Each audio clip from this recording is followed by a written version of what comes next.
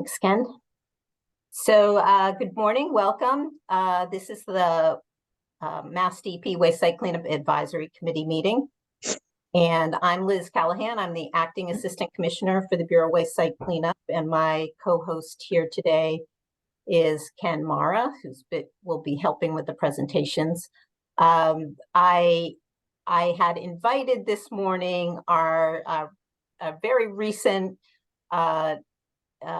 addition to MassDEP Deputy Commissioner John Beling, who is our Deputy Commissioner for Policy, to join us at the top of the meeting. I thought it would be nice for John to meet this group and also meet the advisory committee members and give us a little bit of a view across all of the DEP programs in terms of MassDEP's priorities and what we're focused on this year. So I will just kick things over to John. And John, welcome. Thanks, Liz. Good morning, everyone. So it's interesting. So I've been doing this for over 30 years. Of all the areas that I've worked in, this is the one that I have the most experience in. I've done a lot of waste site cleanup work, both here at DEP, at EPA, and in private practice. So I know a lot of you. I looked at the list. I've met a lot of you. I've worked with a lot of you. It's good to see you all. It's good to be back. I was up in Vermont for a few years. I was most recently the commissioner of DEC up there. Dealing with a lot of the same issues we're dealing with down here, just writ larger down here. A lot more people here, a lot more pollution. But it's similar in many respects. I wanted to just give you kind of an overview. And again, this mirrors what I was just doing in terms of kind of priorities for the department right now. And none of these are going to be a surprise to any of you. It's climate. Both emissions reduction and unfortunately resilience is becoming increasingly real, right? I think we all thought we had more time to plan, and we don't. These floods just went through right before I came back here, went through the worst flood I've ever experienced up in Vermont. Houses going down, hillsides, and very nearly a catastrophic flooding in the town that I live in, Montpelier.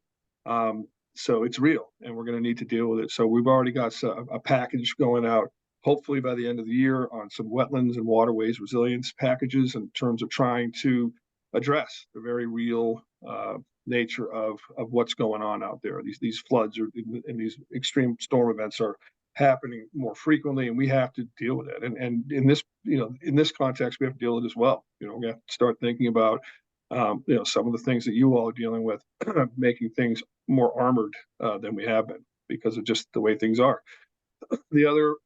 One of the other main priorities is environmental justice. Got a lot of things going there. It's interesting. I was going back, and one of the main focuses of environmental justice practice is really public involvement and public engagement.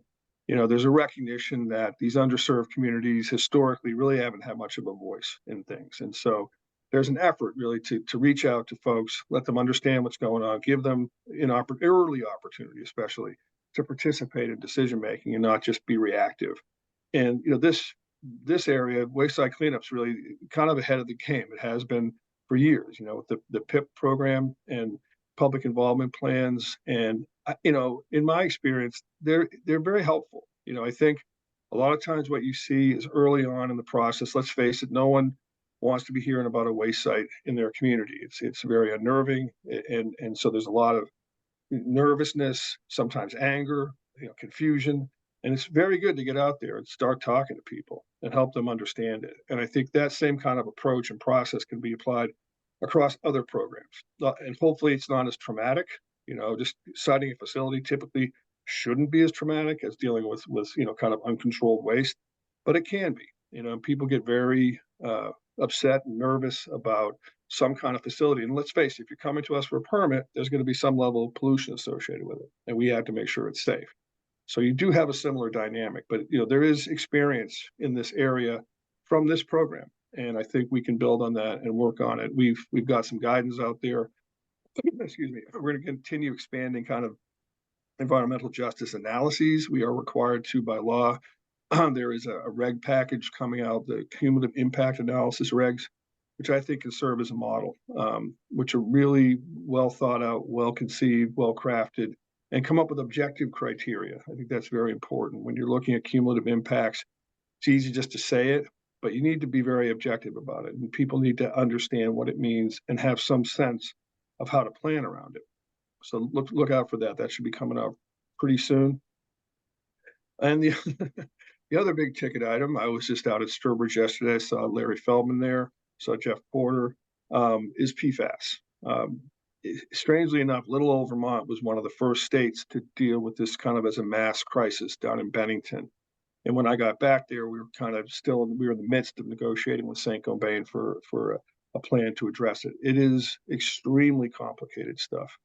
And it's to me, it's just so different than any other type of pollution I've ever dealt with. You know, the source in Bennington was aerial deposition, came from a smokestack, right?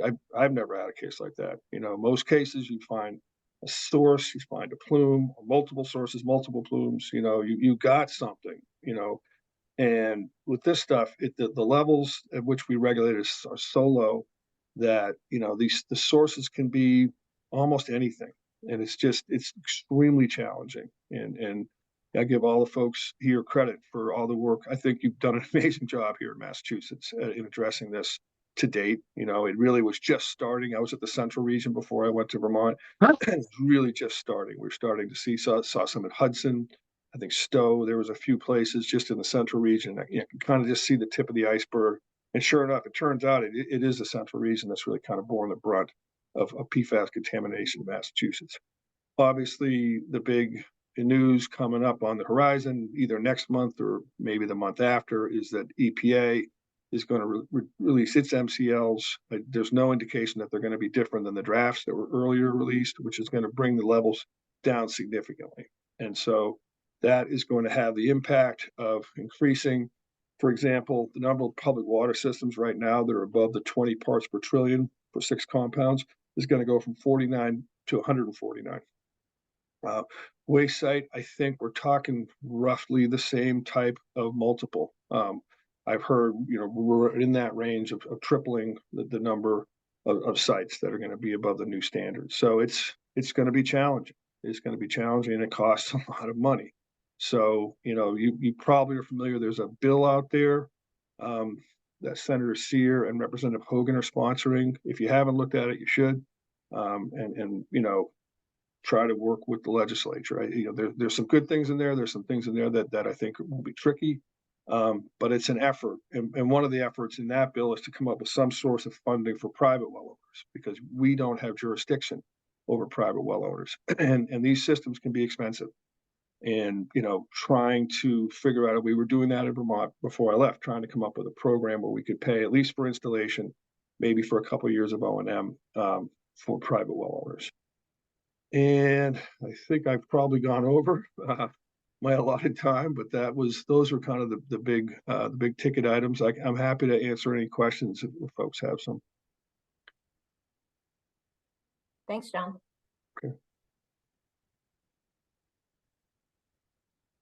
Anyone have any questions they have for John?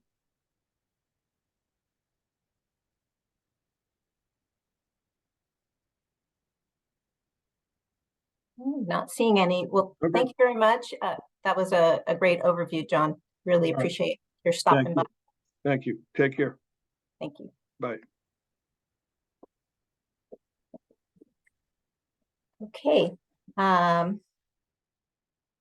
So I'll get going with our agenda today. I think today's meeting, I'm looking forward to it because I think it's going to be a little less of just us talking at you. We have an opportunity to have a discussion around a particular MCP implementation item. But I will start by going through some updates. So let me just find the right screen here.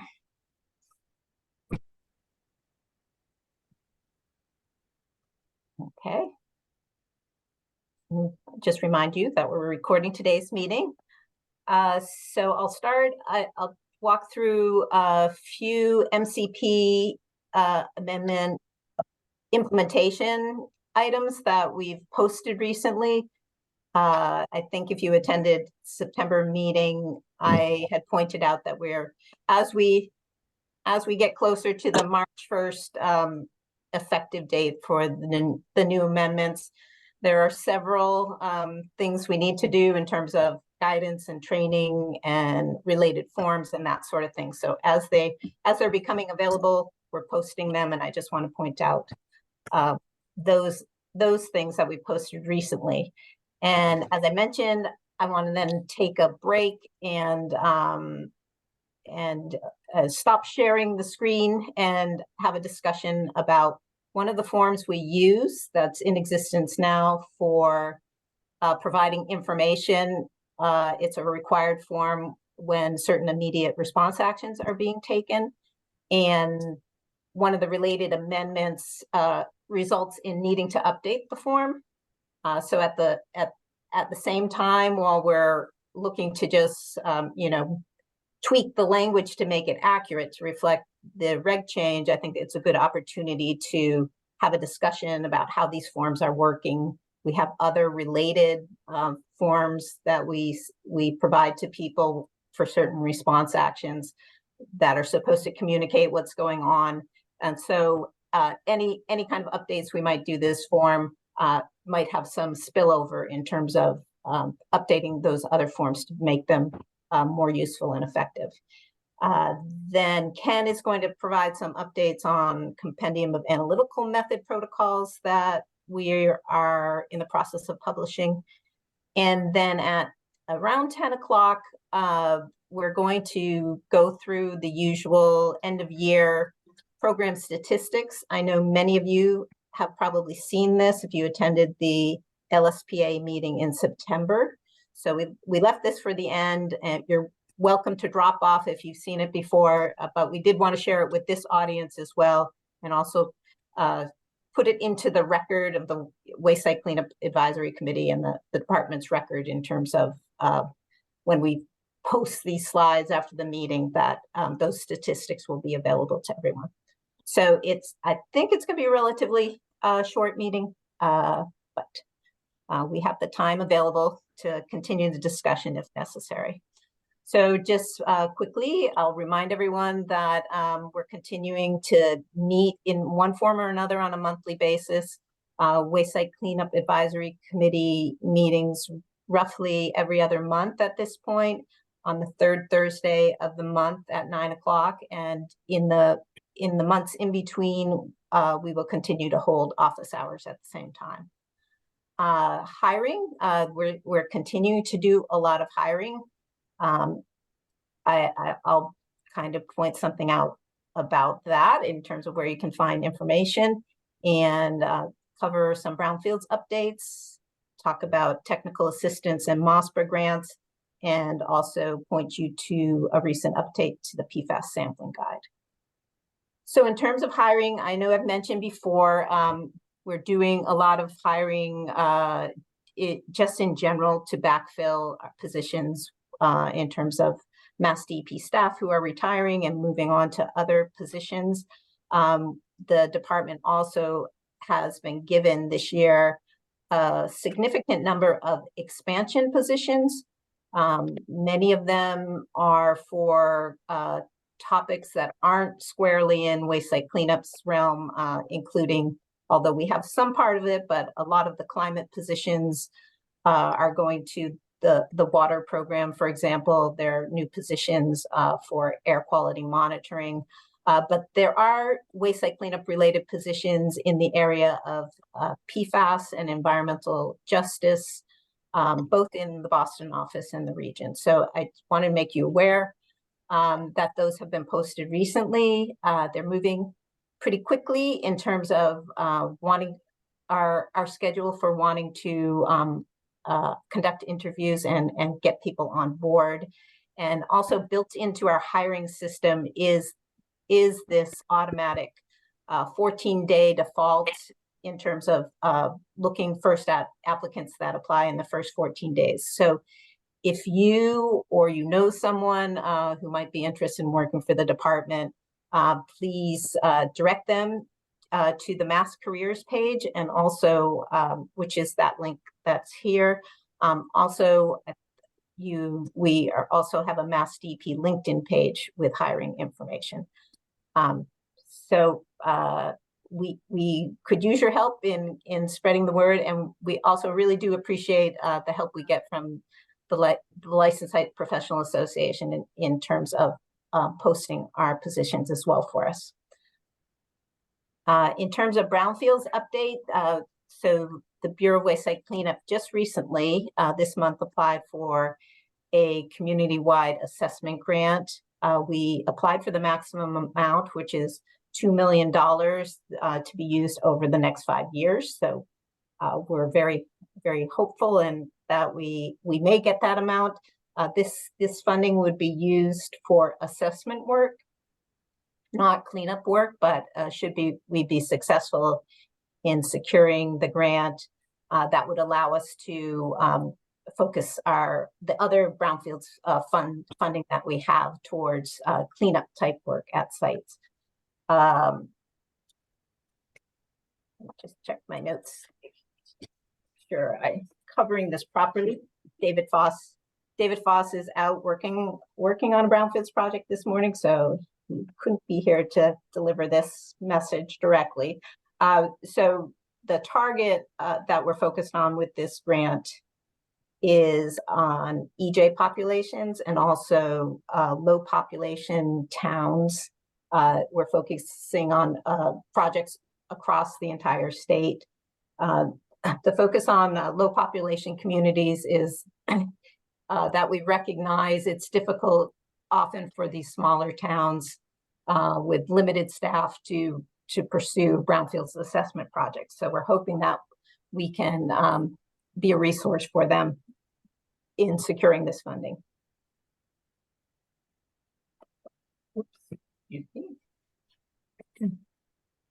So we've also, I really have lost my voice here. Sorry about that. Excuse me. We've also, in the past month, David Foss, as the statewide brownfields coordinator, provides letters of community support for other entities that are applying for brownfields grants. And I think this is an uptick this year in the number that we're seeing. So it's just representative of a lot of different organizations pursuing these grants, which is great. 9 of those are also pursuing community-wide assessment grants, 11 site-specific cleanup grants, a couple of multi-purpose grants, and a coalition grant. And we're seeing these requests have come in well distributed across all of the regions of the state. Also hiring, if that NUMOA is holding a brownfield summit in May of this year, and the deadline for those presentations is next Monday. And then finally on brownfields, waste site cleanup, senior management staff, myself, along with the deputy regional directors, and David Foss will be doing an event for the EBC in Framingham on the 29th in the morning. So we'll be talking about the waste site cleanup program in general and priorities for the program and the regional offices, but the focus of that event will be on brownfields work.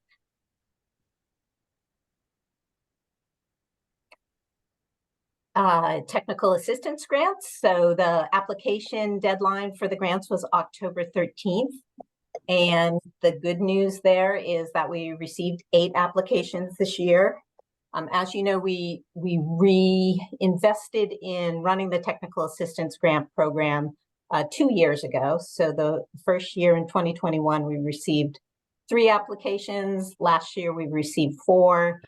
So receiving 8 applications this year was really welcome news to see that the program is gaining traction. And I think having it year to year is very helpful in terms of applicants who might need that additional time to think about whether or not they want to pursue an application. So the grant review team has been meeting already and reviewing the application, so that process is well underway. And I just would add, in addition to just seeing this uptick, I think another thing this program has really offered us is it gives us some insight into what applicants are concerned about and dealing with respect to disposal sites in their communities. So very positive all around in terms of continuing to run this program. And I hope it will lead to some projects that are really meaningful for the applicants. Another grant opportunity, which is open right now. So I just wanted to highlight, as you know, in addition to the 21E program and our work on federal sites, waste site cleanup also has the Marine Oil Spill Prevention and Response Program. The MassDEP grants are used for oil spill prevention and preparedness and different response type projects. I've listed a few examples here. An informational meeting about the grant was held a few weeks ago, and we will be publishing responses to questions that we've received on the grant soon. And the application deadline is December 15th. The grant is generally looking to fund projects up to $75,000 per grant.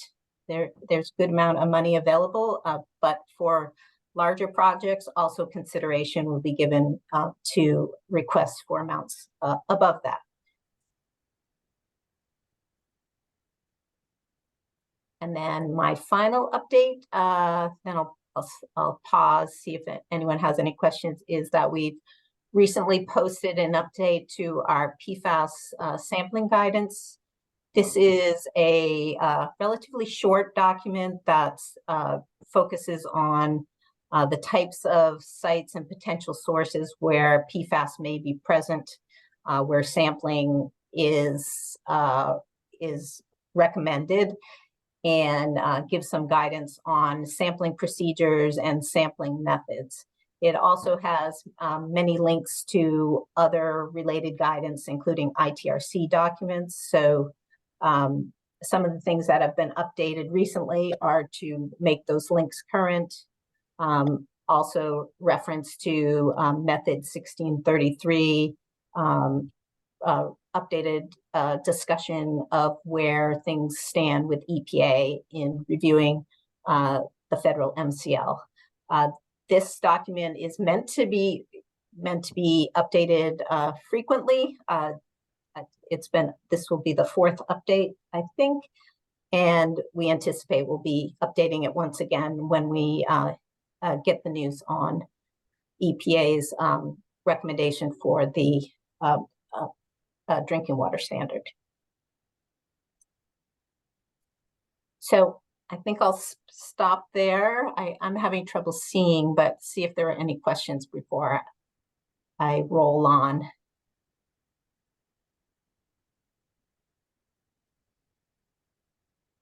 Ken, just let me know if you see any hands.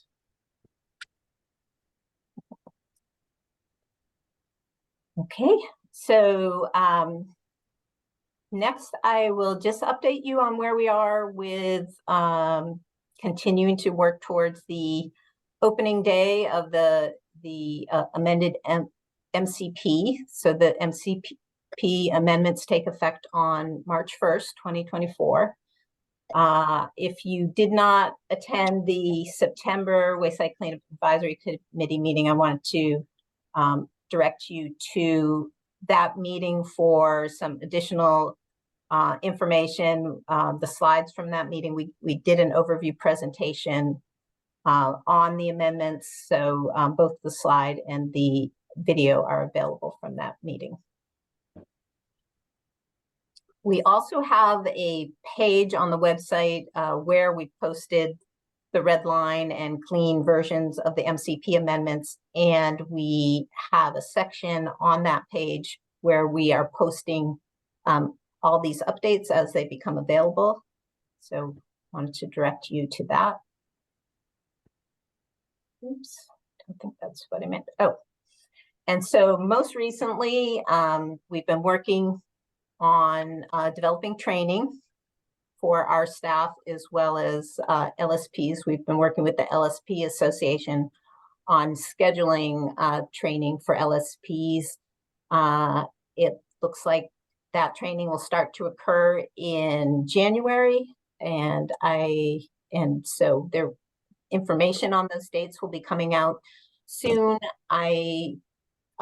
We are planning to do the training in 3 different forms. So we'll be having one live session. We will also be, which will be a 4-hour session. We will be having online sessions where we'll be breaking it into those 4 hours into 2-hour sessions. And then eventually the training will also be available on demand. So recorded and available on demand. So hopefully that should provide everyone an opportunity to attend the training. In terms of other things we have posted in support of the MCP amendments, we did a summary of the numerical standard changes, and which includes changes to the method 1 numbers. And on that summary, you will see that we have said that those method 1 standards may be used currently as method 2 standards. So we're using a provision that we have in the MCP that allows us to reference published numbers for use. This is similar to what we've done in previous rounds of MCP amendments. We also recently published the updated short forms for the method 3 human health risk assessment. Those are also now available for use. And we published the activity and use limitation forms, realizing that if someone's in the process of implementing an activity and use limitation now, that will be implemented after March 1st, that it would be useful for them to have these forms available to them now. Just want to mention the changes to the AUL forms are really limited to the following. All of the forms now include a bracketed text within the form for referencing an exhibit related to signatory authority if that's necessary. They also all contain bracketed text where the AUL is related to remedy operation status. So previously, the only real outcomes we had on the forms were permanent solutions and temporary solutions. So we've added remedy operation status in, or I think back in. I think it was there at one point, and it had fallen off the forms. And also another change to Form 1075 is that there's now standardized obligations and conditions language for activity and use limitations that are being used as part of a permanent solution to support treatment on private water supply wells.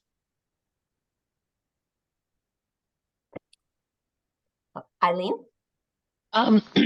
Liz, on the AUL form, can we use the new AUL form before March? So, I'm thinking about, I've got a site where I'm not exactly sure when the permanent solution is going to be filed, because it's around March. So it could be before March 1st, it could be after. But if it got, can we use, if it was before, can we file it before March? No. So so that form can't be used until March 1st. Okay.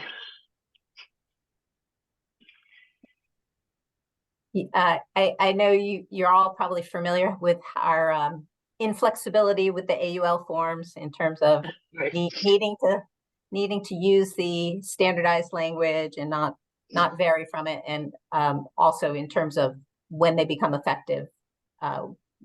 We've said that it's on and after March 1st, the new form must be used.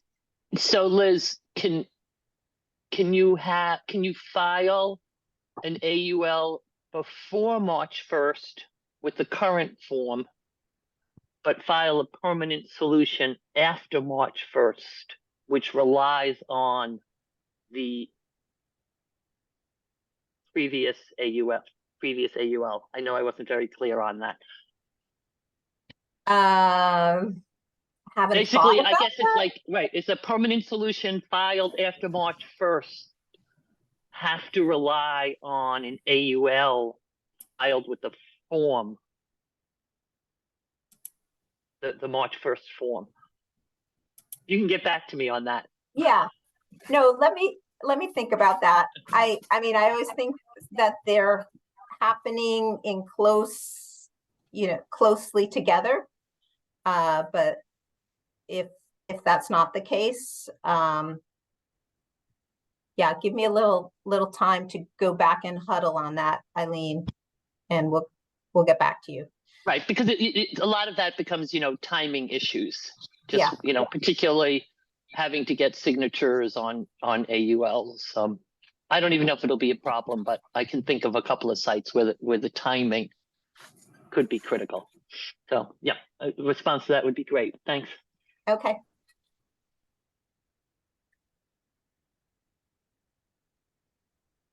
Any other questions on what? Oh, Lauren.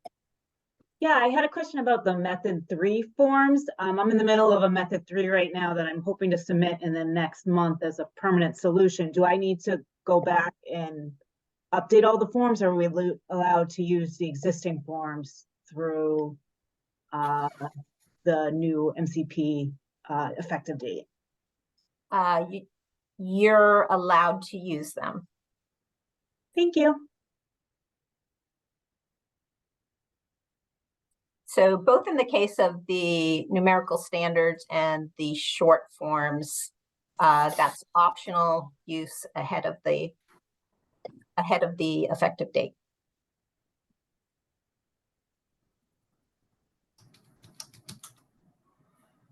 So seeing no more questions. The next topic I wanted to cover is an update that we're doing to one of the public involvement related forms, BWSC 124. This is the form that is used when immediate response actions are being taken to address an imminent hazard or a critical exposure pathway, and activities are occurring that aren't restricted to the property or the area that is owned and under operation by the person conducting response action, so that the impacts from the site go beyond the property of the person conducting the response action. These forms, this form and others like it, there's also the BWSC 122 and 123. One is a notice of environmental sampling. The other is to notify people if they're within the boundaries of the property of the disposal site. These went into effect back in 2014, and it was part of changes to make sure that we were getting information out to people who would be concerned about activities related to the disposal site, information that we considered they should have in terms of sampling results, for example, knowing that their property was in the boundaries of a disposal site. And at the time when we developed these forms, we had worked with the advisory committee and took comment on the forms themselves. We had a couple, I think, operating principles is that we wanted to keep them relatively short. So all of those forms are restricted to one piece of paper. If you print them out, 2 sides, and they on one side they provide sort of site-specific information, and on the flip side, they explain how what the purpose of the form, the types of information it it is trying to provide to people, and it includes some links to additional information. So I was hoping we could talk about proposed revisions to the BWSC 124 form because we need to update that because the reg changes to those provisions require some updates to the form. But at the same time, I wanted to have a little bit more expanded discussion because some of the comment that we received on the provision spoke to how well this, how user-friendly the form was, whether it was really doing an effective job in communicating to someone who really doesn't know much about disposal sites or related risks, and whether we could do a better job with the form in general. So what I did ahead of this meeting is I sent draft revisions out to the advisory committee members. So I was hoping to get their input initially.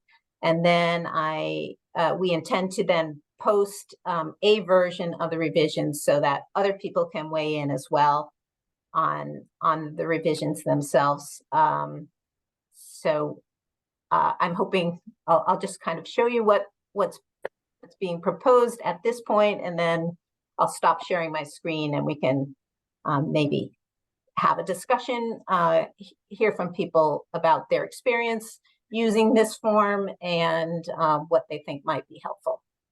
So just a bit of a overview of what changed in this form is it changed in terms of the reg provision related to BWSC 124.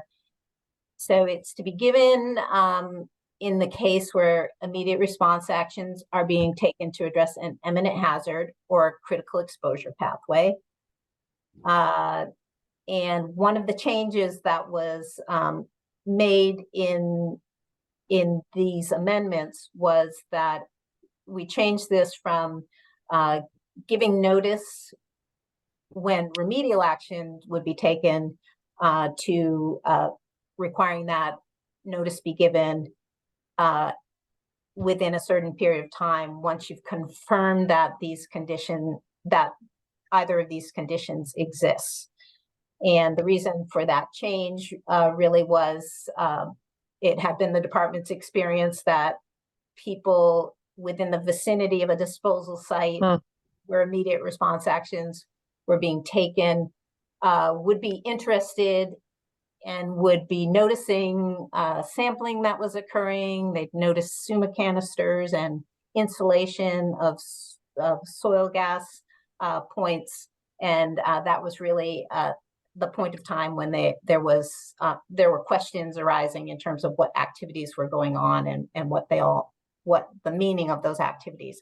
So our proposal was not to limit this notice to when remedial actions were being taken, but to ensure that a notice was being given during the assessment phase once the conditions were confirmed as being present.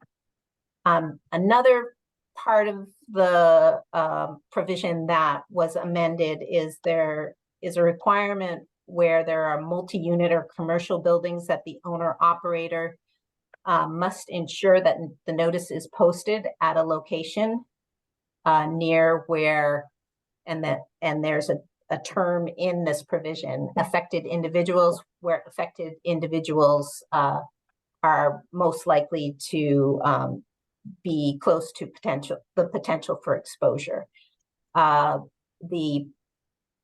This amends the existing provision from the existing provision currently says that they should provide it. It's not a requirement that they must do the posting. So that was one change, that they must ensure that the posting occurs.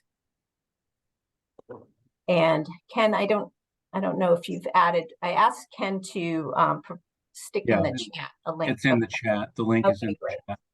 So also, if you want to pull up the current form, you'll find that link in the chat. So this here is the current form. As I said, it's a two-sided form. The front side gives you specific information in these sections A, B, C, and D about the site itself. D actually is an opportunity to describe what's happening at that particular site. And then contact information. And then the reverse side tries in one page to kind of give a summary of the purpose of the notice and why the person receiving it is receiving it. And it has some links at the bottom to our searchable sites. And it has an outdated link down here to actually reserve a spot at the regional office to conduct a file review, which, as you know, we no longer do that. So at a minimum, we have some outdated links here, but we also, I think, have an opportunity in updating those links to maybe provide some additional context for this posting that would be useful to people. I knew when we developed these forms, as I said, we worked with the advisory committee to kind of work on this language. I can even recall the meeting where we sat around the table, and as people were leaving the room, they had marked up a draft we had and left it with us. So I sort of want to replicate that process, starting virtually today, but in terms of taking additional comments from people today, as well as once we post it, we'll give people some time to submit some additional comments to us. So this here just shows what the first cut I took at this just to update the language. And this is the version that I had sent along to the advisory committee members, or Ken had sent along. So just some minor edits in terms of text. As you see down at the bottom here, I think I'm suggesting that we could do something with a link in the form that would link to a longer, more accessible explanation of why people are being provided the form. One of the comments that we received on the regulation, the comment that had said that these forms are not really written for the average person to understand, suggested we also break out a discussion of what an eminent hazard is versus a critical exposure pathway. So just give a little more information that would be helpful on that. So I think I'll stop sharing and see if anyone wants to chime in on the form. I'd also love to hear about real life experience in using these forms and how they have or haven't worked for people.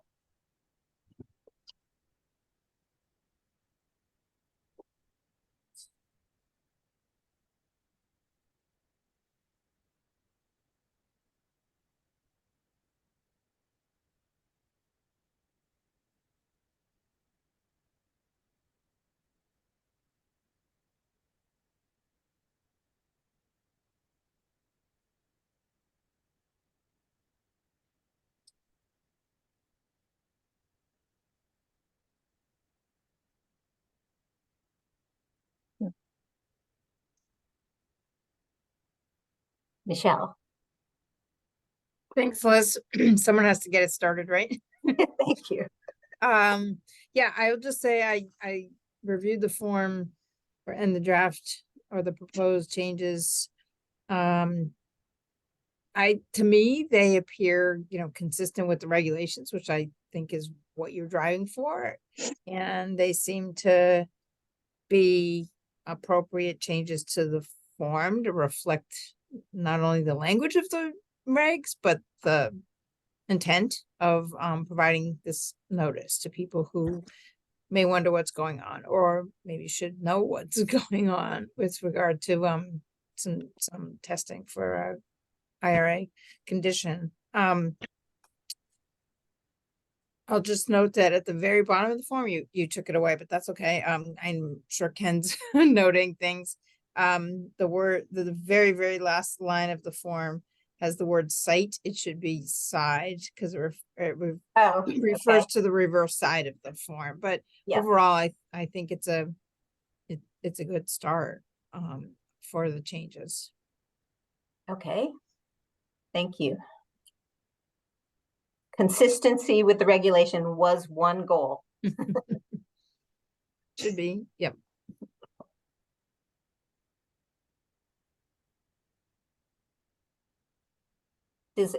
Kevin. Hey Liz, I have a just a comment on the EEA data portal. I've found out that when lay people are trying to use that website, it requires that when you enter in the RTN, it has 2 zeros that are required before the for the 5-digit RTN, Yeah. but the transmittal forms only do the 5-digit RTN. So I've had this issue crop up where a member of the public was not able to locate the site because the way that the EEA portal is set up. So maybe just relay that to the EEA folks or something to address that. Yeah, great point. I don't know for sure. I seem to remember there was something maybe in the works on that, but yes, that would be helpful. Liz, it's Michelle. I'm not sure, Kevin, when you say the EEA portal, I mean, the waste site cleanup online portal has, in my experience, always required 7 digits. You know, people shorten the RTN sometime, but it requires a 7-digit, well, the Yeah, but people don't know region that. and then the 7 digits, right? Wendy, Yeah, I don't think you always needed the 00 at the beginning. You used to not. Yeah, I think now everybody probably on this call knows that you need to put in the 2 zeros at the beginning in order to find the site. right.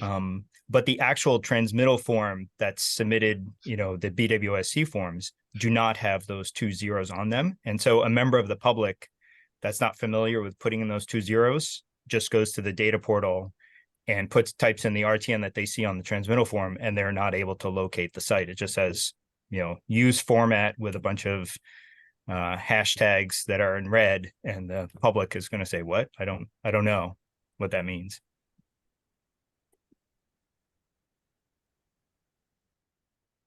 Maybe people should be putting those zeros in the forms. I don't know how you enter stuff. That's what we started doing on all our reports. We're adding the zeros, and I think it's clear to say that there's got to be 7 digits because we recently worked on an old site that we had to add in 5 zeros because there were only 2 digits for the RTN. I have one of those, Joel. So maybe put those instructions on your revised form. also our form has up in the right-hand corner on the front side the space for the release tracking number. So yeah, we could expand that to make it clear that you should fill in all those digits. on all the forms, not just this form. But this in particular, if the backside is saying, if you want to search on this site, use the number you can find on the front side. Right.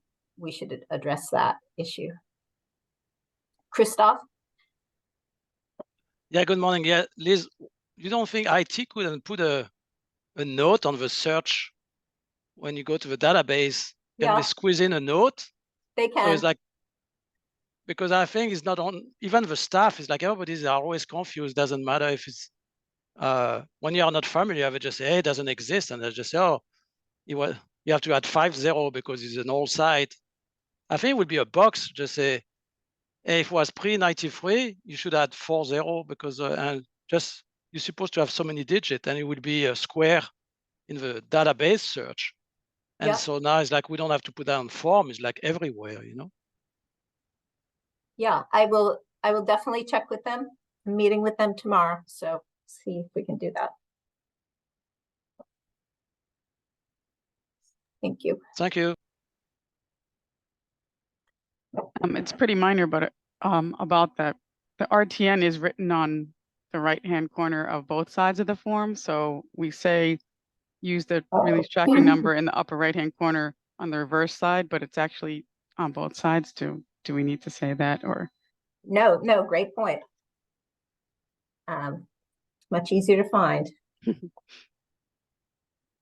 Yeah, I definitely think that there should be a link that explains some of these terms, again, imminent hazard, and those are probably what we would get the most calls about. They just don't understand what the notice is even notifying them about. Yeah, my thought is, so we're in the process of updating public involvement guidance and fact sheets, but having a link that gives context to these different notices and gives more explanation for, in this case, imminent hazard, responding to imminent hazards and critical exposure pathways, we could perhaps format those so that they can also be printed out like fact sheets. So not everybody will also have access to the links in this form. So we could also have printed versions that correspond with the text on the web page.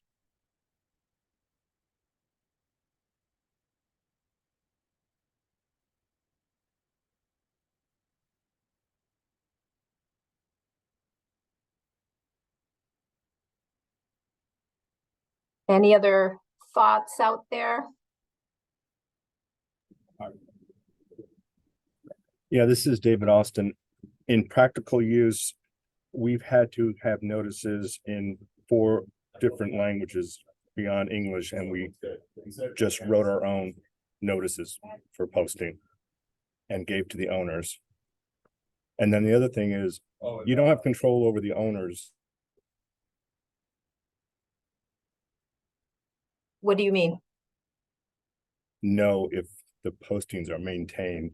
And this is yeah. in, a multi-unit building or a commercial building with workers.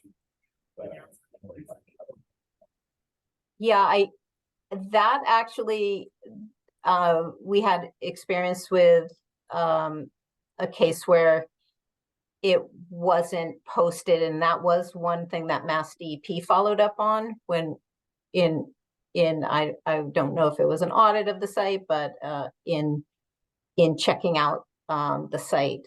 I think it was a vapor intrusion case.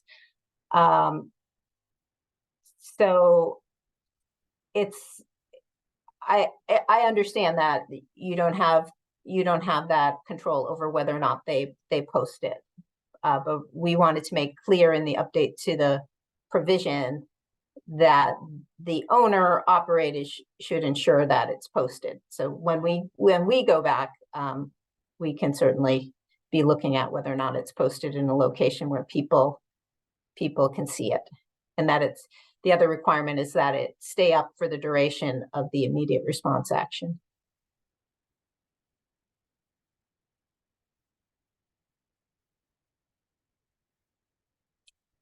David, in terms of the language issue, I thought that might be raised, and I did mean to mention that. MassDEP has access to translation services, and one of the things our programs have been asked to do is to identify frequently used pieces of information or forms or web content where it would be beneficial to have it translated at least to, to a few languages that we see most frequently requested for translation. So that is something we could also consider with these forms, is having different versions available.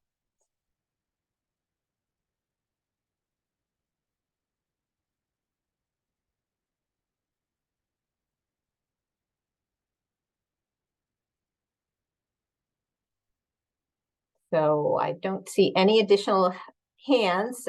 We can move on then. I just add that we will post the form. We'll make those corrections that people noted today and post it on our MCP implementation page, and give some time for people to send us comments on it.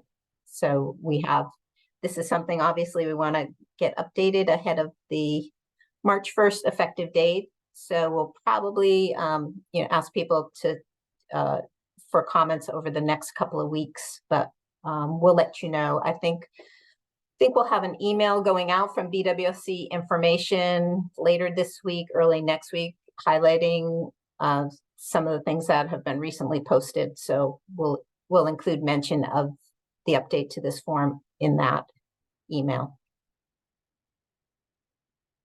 Susan? Oh, I see. So Susan commented of translation to Spanish, Portuguese, Mandarin. There was one other.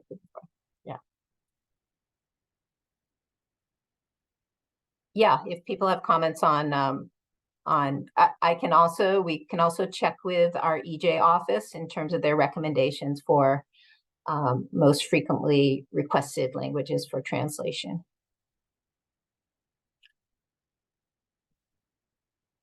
Okay, so I think with that, thank you for that discussion, and I'll turn things over to Ken to continue on.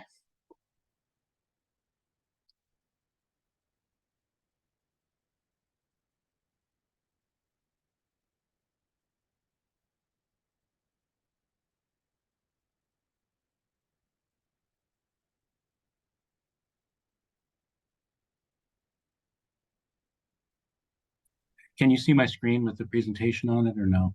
Yes, Okay. Ken. Okay. Okay, great. Well, good morning, everybody. I'm going to just briefly go through a couple updates that have been made and are being made to the Compendium of Analytical Methods, or the CAM protocols. And then, as Liz said, some of you have already seen the BWSC yearly statistics, but I know some of you have not. So we're going to go through those pretty quickly as well. As far as the CAM updates, there's a number of these that have been in the works that are going to be in the works as they update the methods. We've been revising the protocols. 2 of them have already been posted last month, and that was for metals 6010, 6020 for trace metals. And 1 was just posted this week, and that was for mercury, the 7470 and 7471.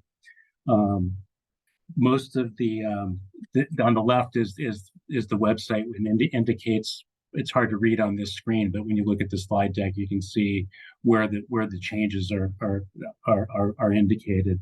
And at the bottom are the links to the actual protocols themselves. And each new protocol also has a summary of significant changes that explains what the changes were in the protocols. Mostly, it's usually, in general, it has to do with reporting limits. There's a few reporting limits that have been lowered. There's also discussions about total versus dissolved, and filtered versus unfiltered.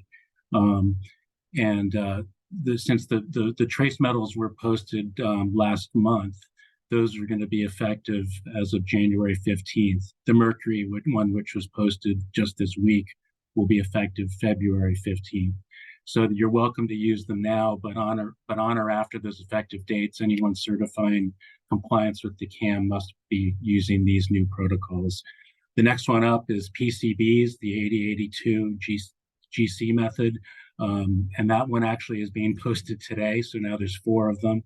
And that one is similarly has the same format in terms of it's posted on the same website with a description of the significant changes. That one, there's a discussion about one of the changes that's discussed, talks about the use of peak areas as opposed to peak height.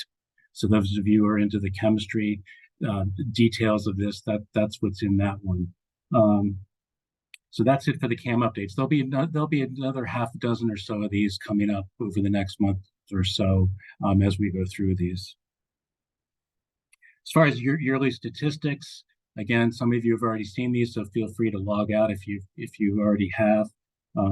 but basically every year we present program stats, beginning with audits from 2022 to 2023. The number of audits decreased slightly. Brian Roden helped put these numbers and charts together, and we've hypothesized that the reduction is probably due to office moves and hiring and those types of things that have affected us over the last year. But we're still looking at around 2,000 audits per year, and this is the same information in graphical form, and you can see that it's leveled out and plateaued at around 2,000 audits per year. As far as the types of audits, the overwhelming majority are for permanent and temporary solutions, IRAs, and RAMs, and that's been the case since over the last 10 years. As far as permanent solutions with conditions, this is an interesting one that breaks out, that most of them, as we thought, since we made this reg change in 2014, that most of them still are AULs, but there's a significant number that are also gardening, best management practices, and anthropogenic background. And then on a smaller scale, there's rights of way and groundwater to exceedances. As far as EPIMs go, this tracks the numbers of active systems that are in place right now. In the last few years, it's increased by around 15 to 20 systems per year. The key number here is the 162. That's the number of systems that are active right now. As far as the status of the EPIMs, the overwhelming majority are either in permanent solution with conditions, temporary solution status, or remedy operation status. Some other program numbers, the releases by notification category, releases over time have decreased and leveled off at probably around 1,200 or so per year. Most of them continue to be 2-hour releases, followed by 120-day and 72-hour releases. As far as the total amounts of closures that have been, sites that have been closed, we're looking at about 1,000 closures per year. And of those, the overwhelming majority is permanent solutions with no conditions, and then followed at smaller numbers of permanent solutions with conditions and then temporary solutions. As far as the time to reach a permanent solution, this is a key statistic for how our program's working. As always, it has been the case since the program started. The overwhelming majority of sites are closed out within within the second year of notification. And that applies not just to the 2-hour notifications, but also to the 72-hour and the 120-day notifications. As far as the use of AULs, there is really no trend in how they've been used over the years. It kind of oscillates between around 60 and 90, and that was the case last year when we had 89 AULs that were filed. Where are they now? The last batch of 6 from going back 6 years, how many of sites have reached permanent solution? 80% have reached permanent solution, and another 12% either was not required, what permanent solution or temporary solution was not required. Immediate response actions by year have also declined and plateaued over the years, and we're now at about 750 IRA approvals per year. And then similarly with RAM plans received, those have trended downwards over the years and have plateaued around 350 per year. So that's it for the program statistics. Thank you for hanging in if you've already seen them before. And that is the end of what I had to show. And I guess we have time for questions on any or all of this if you have them. So let me stop sharing.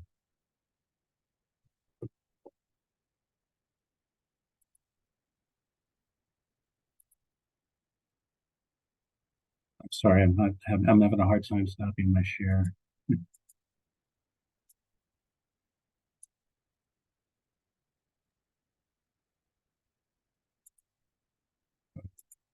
I can't. Can you? Oh, is it me? Yeah, Liz, can you stop that? I can't. Okay. I don't think I can. Okay. Sorry. If you go to the top of your screen, you don't see stop share or bottom. No. Okay, we can live Well, with the blue yeah, wall. we're gonna have to live with the blue wall. Sorry. All right.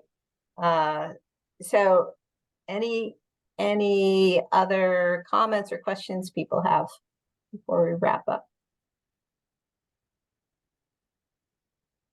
I was just checking the schedule, keeping to our schedule for third Thursday. It looks like the next office hours will be on the 21st. So I will be there. Might be lightly attended, but and then we'll anticipate having the advisory committee meet in January. And as I mentioned, Wayside Cleanup will be sending out an email reminding people of where we're posting information related to the amendments. So you can look for that later this week or early next. And I think that's all we have. Okay. Thanks, everyone. Thank you, everybody. Thank you. Thank you. Nice to see you. Thanks. Happy Thanksgiving. Same to you. Happy Thanksgiving. Bye-bye. Bye-bye.